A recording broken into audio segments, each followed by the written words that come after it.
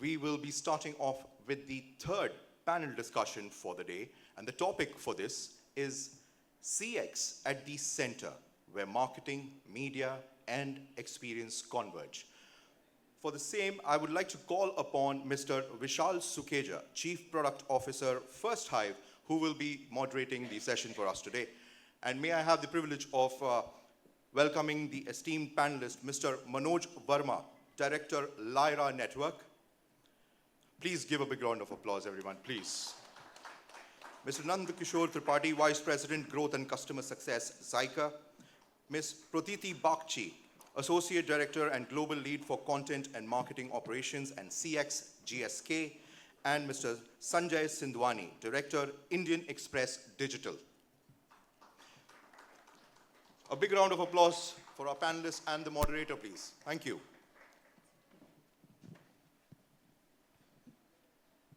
All right, good afternoon all. Post-lunch session, we'll try and keep this interesting. Firstly, thanks much for being here. I am Vishal Sukheja, the Chief Product Officer and founding member for FirstHive. FirstHive is an agentic customer data platform that drives CX objectives of large brands in the country today. And for me, this panel is very interesting because my job at its core is stitching together the same four things that this panel represents, which is everything from discovery, engagement, transaction, and feedback into a single customer view that is then utilized to drive CX. What is interesting for me is that the four panelists that I have with me today represent the four vertices of what we are trying to essentially achieve here. So I will kind of hand this off to them to kind of just give a quick introduction in terms of what you do, what is your day job, and yeah, we'll take it from there. Namaste, this is Mannoj Varma.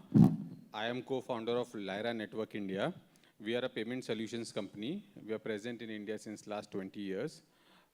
We have done one of the flagship project where Lyra has enabled acceptance of UPI in Europe and especially in France. We have enabled acceptance of UPI at Paris Airport, Nice Airport, Eiffel Tower, galleries, La Valla Village, and various other places near Paris city. And also we will be doing more acceptance at the museums in the near future. So this is one of the flagship projects that we have done. And recently, during the G7 visit, we enabled Paris Airport and Nice Airport, and Mr. Piyush Goyal had done the UPI transaction in France on our platform with our team. I was part of G7 team in Paris, in Nice. And in fact, our Prime Minister also mentioned about the acceptance of UPI at Paris Airport during the Viva Tech event in Paris, which is one of the largest tech event, globally. Yeah, thank you. Sure. So, namaste everyone. Representing Zykrr. Zykrr is in a customer experience management solutions that is helping consolidating data across different journeys and how we actually measure the ROI out of this, right? So how we are monetizing the CX part of it, and we are over 10 years old. We are working within India across all insurance, BFSI, healthcare, retail, and also we leverage services in North America. And we're looking forward to have. Hi everyone, good afternoon. My name is Protiti. I'm representing GSK here, which is one of the top 10 global pharmaceutical organizations. And I lead the global content, marketing, and omni-channel operations across about 70 plus markets and 100 plus brands in segments of anti-infectives, vaccines, oncology. So my role essentially comes at an intersection of data, strategy, execution.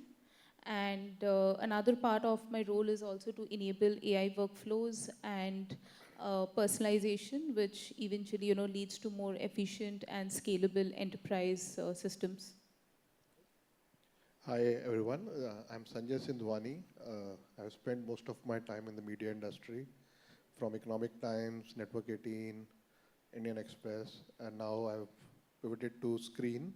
So from business journalism to general news to entertainment. And I have been mostly on the digital side. I built ET Prime, we built ET B2B events, then we took Indian Express behind subscriptions. So last few years, we've invested in building a data stack so that we could be more efficient in delivering ads and content. And I think we'll discuss more about that as we go along. Right, perfect. Thanks all. Now, what we've typically seen that a customer does not experience any touch point. They don't experience marketing, media, payments, or transactions, feedback as separate systems, but they actually live through that as part of a single connected journey. Now, Sanjay, since you kind of, as part of Indian Express, sit at top of the funnel, which is aiding your attention and discovery, as third-party cookies fade away and as readers get more productive of their data, how are you seeing the publisher's definition of a good customer experience changing? So I think there are two parts to it. Publishers like us enjoy an enormous trust with our readers. And while the market dynamics enable third-party cookies, so you have to play the game. But now with the market dynamics changing, I think there are two things which are happening. One, the demand for first-party data is improving. And we have invested over the last few years in building our own first-party data stack, which we want to use for two purposes. Actually, three purposes. One is personalization of content so that the engagement levels with our consumers go up. Second is to personalize ad experiences, because I believe a relevant ad is as good as content. It's the irrelevant ads which seem like noise. So I think that's the second part. And third is we have also invested in building our subscription business model. So while Vishal says that, we are top of the funnel, we do the full journey when it comes to subscription, from being the top of the funnel to engagement to transaction to customer feedback and experience. And I think for us as media persons who were largely top of the funnel for a very long time, being the full service business unit was an eye-opener. Because I think the kind of insights we got in those 3 years of trying to build a subscription model were so insightful that the kind of value it's adding for our advertising business is immense. And we were partly aware of it, but not really working on it, and didn't really realize what does it take to really, convert the top of funnel to a bottom of the funnel to a renewal. Because at the end of the day, a recurring customer is so much more valuable than a one-time customer. So I think that learning that we got once we got into the subscription business helped us really improve and work towards improving our advertising business and our content targeting business. Well said. Protiti, you lead content, marketing ops, and CX globally for GSK across markets, across geographies, right? Now, all of these will tend to have very different regulatory and cultural nuances. How do you potentially scale for that to deliver a consistent customer experience without necessarily having 50 different playbooks that you're reading from? See, the idea is not to create multiple playbooks, right? The idea is to create a global CX and content operating model, which is globally consistent, but at the same time locally relevant as well. So the idea is to provide freedom in that overall freedom, in that framework, right? So imagine if, you're, let's say, playing a football match. So in a football match, your pitch size, your ball size, your rules and regulations of the game remain the same, right? But at a local level, you still have that freedom to create your own clubs, to create the promotions that, you want to do, and essentially, play as per the, market rules and everything. Right? So essentially, when I think of the global to local adaptation framework, I essentially look at three things. Number one is standardizing the why.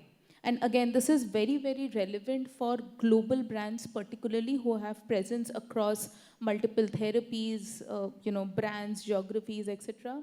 It's very important to identify that what can really remain global. Like if consider a product, if let's say, consider a vaccine, for example, what is that one messaging that can remain global and at the same time, what can really be localized, right? So by doing this, you're ensuring that your brand consistency and relevance is there at a global level, but at the same time, your local markets, they don't feel stifled that, oh, okay, I cannot do this because my headquarters and, has, put up rules ABC. So number one is standardizing the why.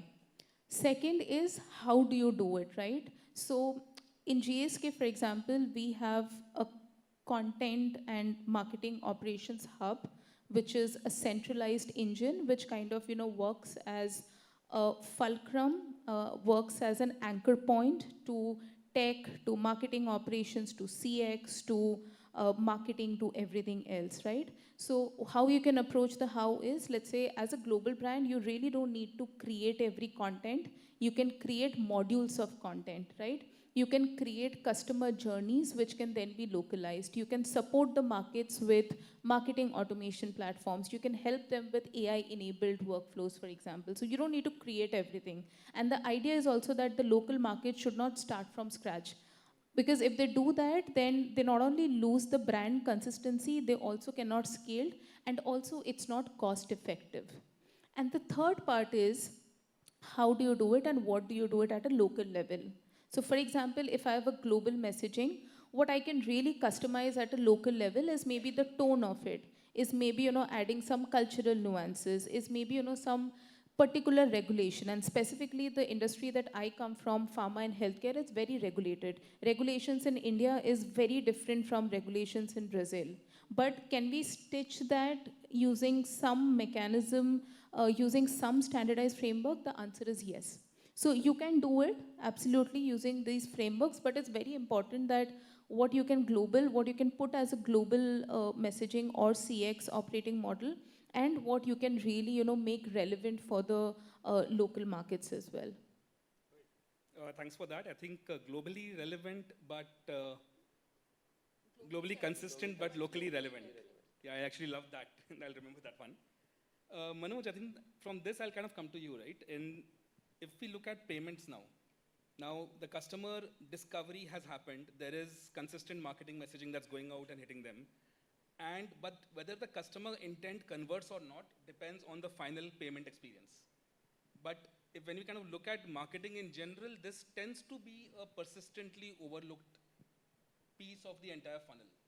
Why do you think that is, and how are you seeing things change here?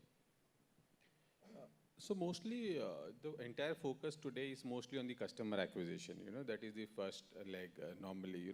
So everybody is trying to first acquire the customer, increase the footfall, bring the person to the channel. Once he's convinced, mostly people feel that, once that intent is established, once that willingness is there, definitely he will make the payment. Even if, payment is, distracted, then also the flow is not consistent. Then also if he wants to pay, he will use other methods, multiple options, and definitely he will make the payment. But today, everybody feels that the acquisition is most important factor. But on our side, what we feel, this payment, relevance of payment and consistency of payment, trust, frictionless payment is also very important today in the digital age. Because now what you see, earlier we would say, there are multiple payment options, but today it is reducing, and mostly it is digital everywhere. Even if you go at a physical store, it is a digital payment. Even if you do online, it is digital. So digital, everything will become digital in India. Everything will become do-it-yourself kind of concept as we, grow. So today we are in between where, do-it-yourself is only there at the younger population, not at the senior population. But once this gap is, less, mostly do-it-yourself will become, the normal factor. Even digital payment will become. Now there is some gap wherein, there is some set of people who are still using, cash and other option, but that will also reduce significantly over a period of time. So all payment would be digital, and the expectation today on the consumer side is, a few clicks and things should happen, everything should happen. So if you see in the day-to-day life also, we are fully, dependent on, app-based concept only, and nobody wants to make the call. Even if you see, a lot of people will say, no call, only messages. So this is the trend today, and this is how world is moving. Only messages, only clicks. Nobody wants to talk. So pehle we used to call, even this, house help. Now Snapit. These guys are also doing great. So now even this traditional method is going away, and people just wants to, book cab, hotel, airline, anything, even now the housemaid, and even, milkman is now with, this, there are multiple, options now, country diet, everything. So everything is moving away from the call kind of concept, and everything is more click concept. So people just want to do some clicks, and everything, the journey should get completed, and payment is part of that journey, and payment needs to be very frictionless, which we are always trying to work. Sometimes there are a lot of regulatory framework also around the payment solutions, which we have to manage. I would give some insight on P2P transfer, what we do today. This is today frictionless, but now there is one recommendation where people are recommending that regulator is trying to recommend that you say yes or no option, give yes or no option, because with digital a lot of frauds are increasing, transaction is getting lost in between, so recovery has to happen. So we are also trying to create some kind of layers, which some people will call it as friction, but this kind of layering is also important to ensure that the people who are trying to migrate, who are new to the system, are fully aware, and the money is secure. Ultimately, the objective is that money needs to be secured. So I think payment is playing a very important role in the entire journey. Yeah, I'm actually consistently hearing the role of regulation in CX, and I think time permitting, that is definitely something that I want to kind of focus a little more on as we move ahead. But before we kind of get there, NK, at Zykrr, one of the things that we had kind of seen is that you believe that CX should not just be a score on an internal dashboard or a scorecard, but should translate into revenue.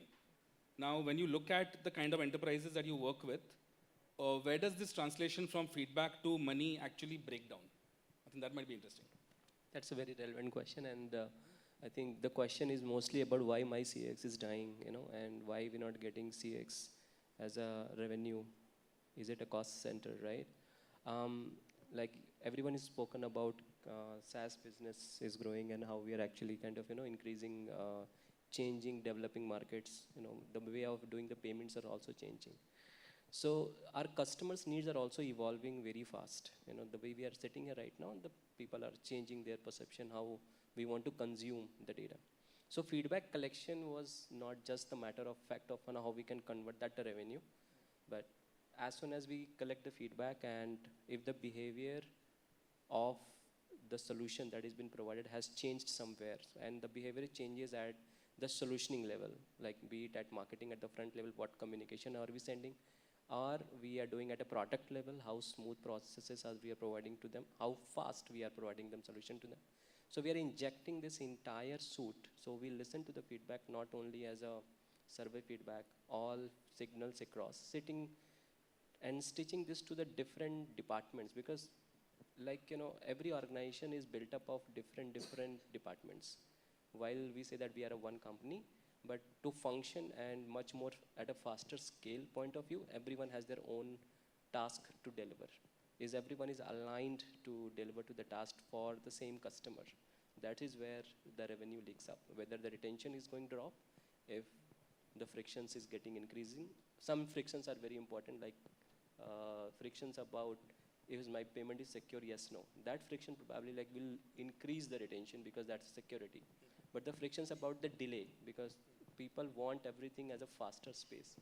So Zykrr enables listening all these entire different signals into a single platform in itself, and ability gives to the product team, to the marketing team, to the sales team, to the finance team, to the operations team to act fast, because the demand is that how we act fast, and probably this is where our revenue booms up, retention increases. It also helps to acquire new customers also. That's fair. Sanjay, Protiti, I'm going to kind of put you a little on the spot here. Now, from a publisher's perspective, you obviously want to monetize your traffic, you want to monetize attention. But from a brand's perspective, what you are looking for is a clean first-party signal coming through. Now, these objectives seem to be at a dichotomy, right? I mean, this is not consistent. Yeah. So, from that perspective, is there an inherent tension between what's good for the publisher's CX and what's good for the brand CX? and who should give ground? Yeah. So I think I'll rephrase your question in the internal way we look at this dilemma. So there's a subscription business and there's an advertising business. The subscription business wants more engagement, wanting to retain the customer, and irrespective of whether he's converted into a subscriber or not, because people who engage are the people who are more likely to convert. While the advertising business, as you rightly said, is about a click out, right? The CTR on the campaign or a lead getting generated. And I think there is no dichotomy if you really look at it. Because if you look at the distribution of the audiences on any publisher media today, you have a very core audience which comes to you almost multiple times a day. And that's probably 1 or 2% of your total reach that you have. Then you have another 10 odd percent, 10, 20%, it varies from side to side, which probably comes to you maybe a couple of times, 2-3 times in a week. And then there's a large floating population which will come via social or search or wherever, which comes to you once a month kind. So the last cohort, which is largest in terms of reach, is perfectly suited for your advertising business model. The cohort which is very regular to you is very core to your subscriptions. But because they come to you and you know so much about them, you can actually deliver a lot of targeted intent-based advertising to them. So the value proposition for the advertiser goes up there. And this user is not going anywhere. In fact, what we do is, because we know this set of users are going to come back very often and we have a large inventory with them, large frequency with them, we reduce the number of ads they see at any given instance as compared to the cohort which comes once a month. So once a month, probably you will see a lot more ads. And people who come very often, multiple times a day, because ultimately all ad campaigns come with a frequency cap and you have a limited number of campaigns running at a given point of time. So it makes sense either which ways to give a better experience with this. The middle cohort is where there's a bit of a challenge. So there again, what we do is we look at the ones which are more frequent. There we adjust the ad ratios, which are less frequent, it still remains high. Because if you look at from a funnels construct point of view, the person who's coming to you once is probably top of the funnel kind of a guy. So maybe somebody's trying to sell a ad banner, is trying to sell something to them, a car or a motorcycle or whatever, and probably my internal team is trying to sell a subscription to them. Probably the success of a car is going to be more relevant because he's definitely not a loyal Indian Express reader, right? But maybe there are signals which show that he's probably looking at cars or exploring to buy a bicycle, a mobile or something, and the ad will probably succeed more than a subscription conversion. So I think that's how we've handled the dichotomy. Interesting. Protiti, so when you look at spending your marketing dollars with a publisher, that's a second or a third party touch point that's getting generated where you don't necessarily own the customer experience. So as the advertiser, as the individual who's actually holding the marketing purse, what are your expectations from publishers?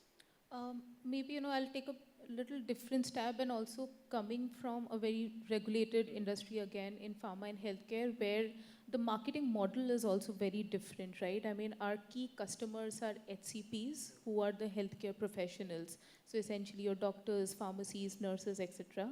And the kind of communications we do, the kind of product claims we make, they're very scientific, they're very evidence-based. They are backed by years and years of clinical trial and data. So there needs to be absolute transparency, there needs to be absolute clarity, otherwise your customers won't trust you, right? And that is the essence of, entire pharmaceutical marketing. It's, based on trust, etc. Absolutely based on trust. Now, when I have to, spend my marketing dollar, or when I need to look at my publishers, now I think I was speaking to you earlier that as a pharmaceutical company, as my own CRM, I already have first party data. So I don't have to struggle because that's how it is built. So I can leverage on that for my marketing campaigns. So when I look at paid media opportunities, it has to be extremely pinpointed. It has to be extremely relevant. Because the way we advertise, number one, in India, you cannot advertise a pharmaceutical product. I don't know how many of you know or not. You cannot. You can do your OTC, you can do everything which is, let's say consumer driven, but you cannot advertise a pharmaceutical product. So all we can do as a paid media is essentially, go to doctor networking platforms, scientific journals, scientific driven websites, etc., and maybe, put a banner there. Now, this is what I called a bit of an outside in. So for us, the paid media is mostly to drive traffic from outside in, either for an medical event registration, either to redirect them to our commercial medical websites, or some other lead gen. But again, all that needs to be very, very regulatory driven, so I cannot collect a lot of first party data.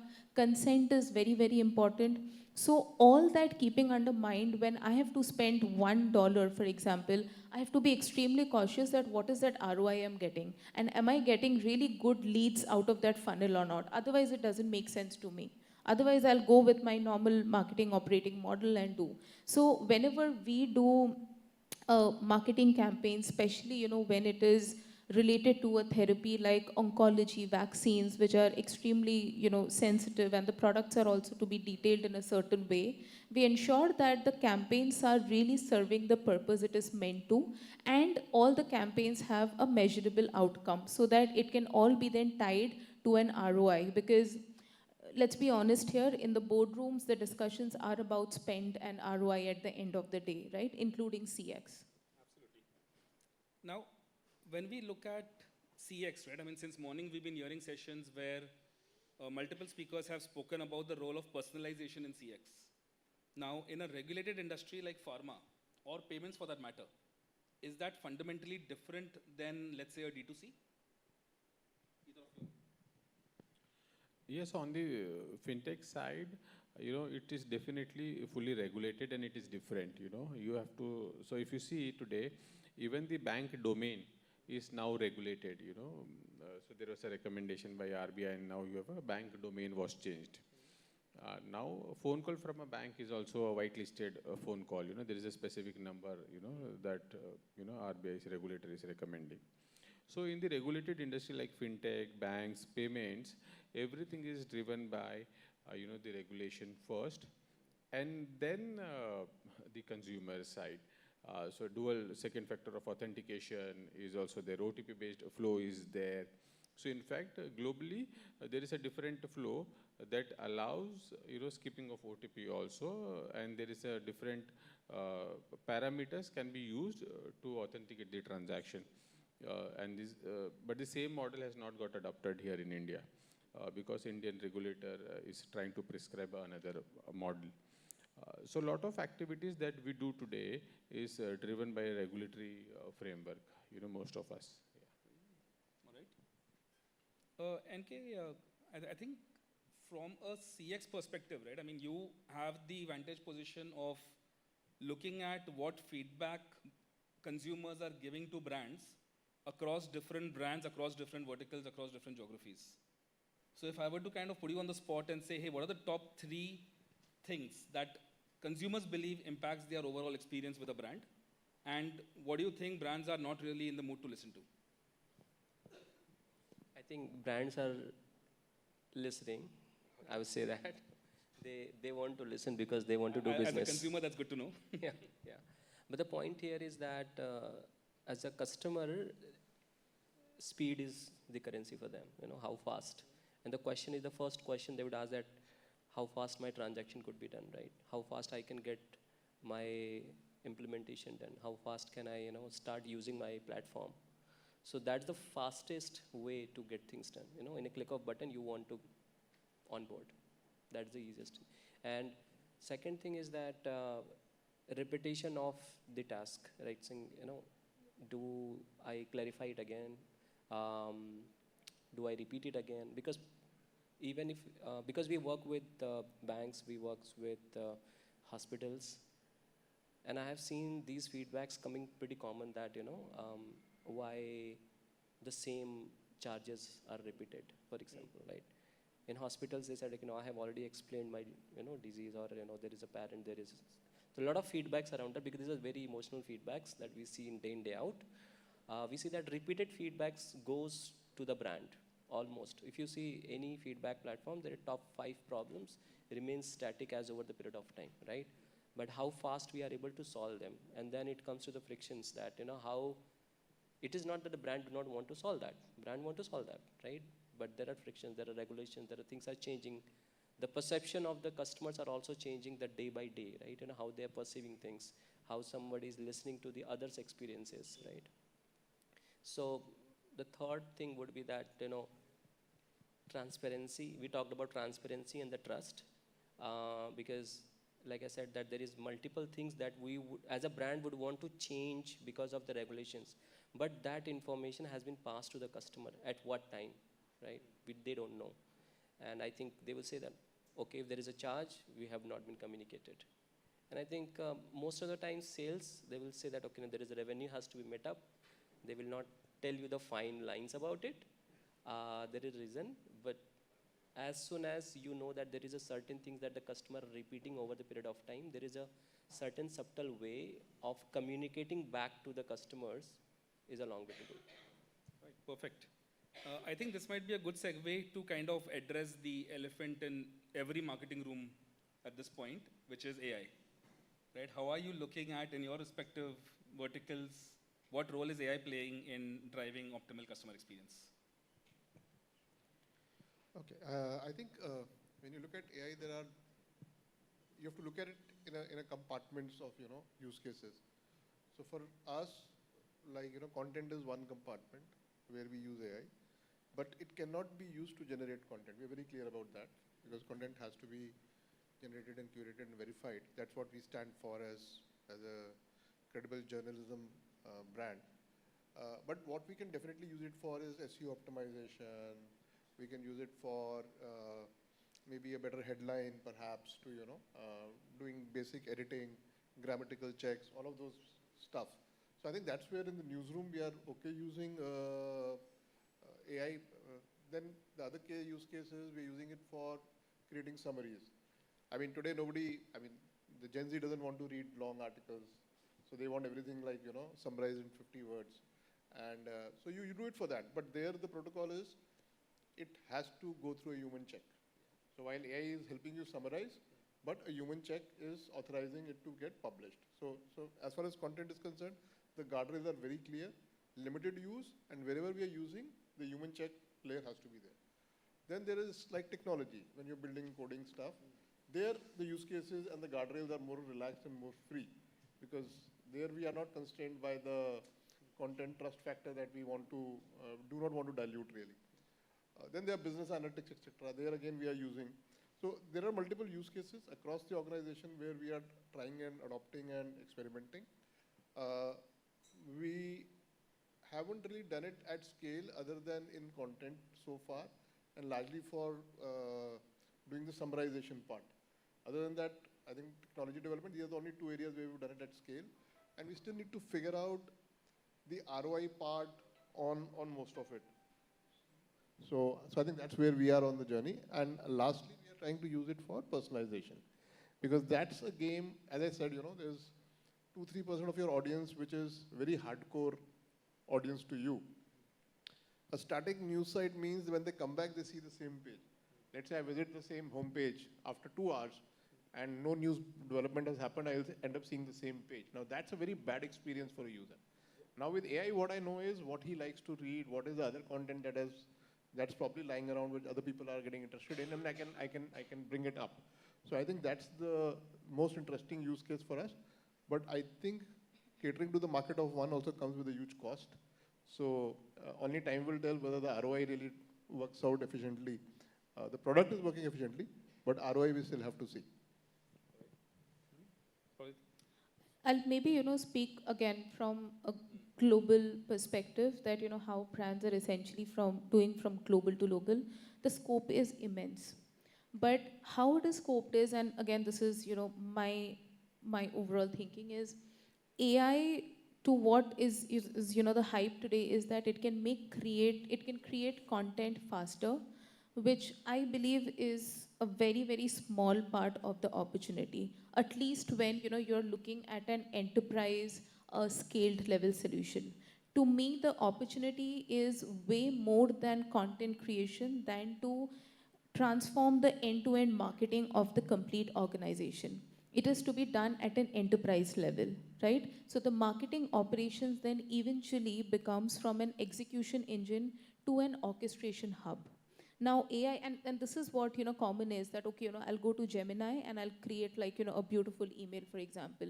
But that's again maybe 5% of the job, right? You have to make changes to that content. When you're talking about a global to local, the local markets have to change it, adapt it, translate it, deploy it. Then there are omni-channel user journeys that are to be created. You stage it, and then finally it reaches the customers. And then the measurable outcomes and the feedback loops also come, right? So to me, AI is definitely not a hype, but more than looking at it as a content creation, let's also look at it that how can it really transform the end-to-end marketing and the content games of enterprises at scale. Manoj, NK, are there any counterintuitive shifts you are seeing in terms of how customer experience is actually evolving across different industries? If you look at AI is evolving day by day, and its usage also, like they said, like it's AI is not only for creating content or doing the things faster, but AI gives up immense possibilities of the things that we can think of, right? While we may have years and years of experience, we look at the data in a certain way, but there is a potential limit for that, where AI gives you an explorative ideas to think the same problem in 100 different ways, right? This is how we are differentiating this. But AI is not taking the CX anyway. Like AI is becoming more and more compassionate. I feel that you are also typing your prompt saying that, please let me know a good answer for this. So we have been very compassionate to the AI, but if you ask the same to colleague, please, that compassion doesn't come out there, but people are more compassionate to AI. So point here is that the AI is changing the landscape and it will evolve over the period of time, but still the things that remains constant is that the accuracy will still be in the place where human needs intervention there. Empathy should be there, but at a time it will come where humanization is very, very important part of this. Yeah. Manoj? Yeah, for us, AI is producing good results, and in fact, we are very happy with the implementation of AI within our organization. So it is bringing a lot of efficiency, and we are able to reduce a lot of time in the operational activities. So one of the functions that, as a payment solution provider, we do is the matching of all the transactions, right? So we have a lot of people doing that. We have 50 people only just trying to match a lot of transactions from various systems, and there are a lot of errors all the time. But with AI, in fact, what we were doing in maybe 10 days, we are doing in 10 minutes. So this is producing great results for us, and we're trying to implement AI in various functions within the organization. In our various platforms also, we're trying to, mostly on the operations side, we've implemented it, and it is producing great results for us. What AI is doing, apart from this implementation on the organization side, in the common scenario, AI is actually, again, taking away the thinking ability. Today we don't think, we are just asking other people to think. All these years we were thinking. And there is another example, before mobile era, we were, remembering. We had a good memory, that was the concept. But with mobile era, we gave it that our memory to the mobile. And now with AI, we are giving our thinking ability to the AI. Nobody wants to think, everybody wants AI to think, And you cannot control it. Nobody can control it, whether we like it or not. Nobody can control this. And this is how the entire generation will evolve. But we have no choice. But for us, at the organization level, yes, it is, very efficient for us.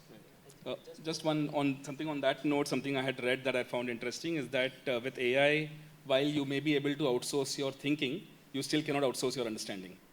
So that still obviously remains, right? In terms of the AI enablement, like earlier days, to collect a feedback, you have to design sets of questions, 15 questions, 30 questions in the market research era type of that, right? That has reduced to 5 to 10 questions. Now with AI, we understand, ask question and what do you answer, and accordingly you get another question. So it doesn't has to be like, regulated questions being asked. So Absolutely. AI is definitely helping. Absolutely.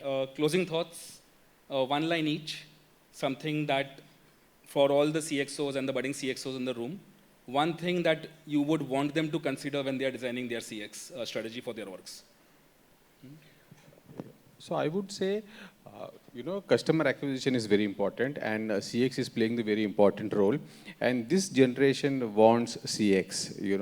The older generation was not worried about, because it was all need-based approach. And when there was a need, CX was the secondary. But today, CX has become the primary, topic for this generation. So if you give good experience, then only the sale and the conversion will happen, acquisition will happen. If there is CX is poor, you can't acquire the customers. Yeah. Okay. I would say that if you are listening to the feedback, notice that if there is any change in the behavior, the way you are doing the business with your customer, if that is happening, then I think we're at the right place. I would say looking at the unknowns. Unknowns meaning looking at the data signals and feedback, of course, which are outside the remit of your boardroom, right? So today, let's say as a CX or as a customer, CX is not just, one email that was sent or one website visit that was done, right? It was maybe a chatbot that didn't work for me at 12 in the night. It was, maybe, some bad experience my colleague had and, he wrote it over LinkedIn and so many other things. And right now, with the help of AI and technology, you can essentially gather those signals very, very well.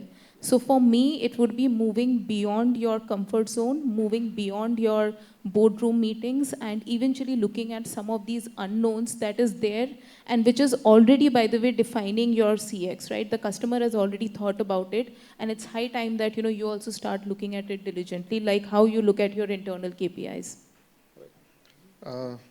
I think, today we get overwhelmed with data, and it's possible to measure everything and anything. The way I look at it is referrals and recommendations top of the mind. If they are working, that means you're doing a good job, followed by retention and renewals, and lastly, acquisitions. So if you prioritize in that order, I think you've got your act right and your business is going to flourish. I don't think we could have ended on a better note than that. So it was an absolute pleasure for me to kind of moderate this panel here today, and hopefully this was useful for everybody who chose to be an audience here. Thank you for that. Pleasure being here, and thanks much.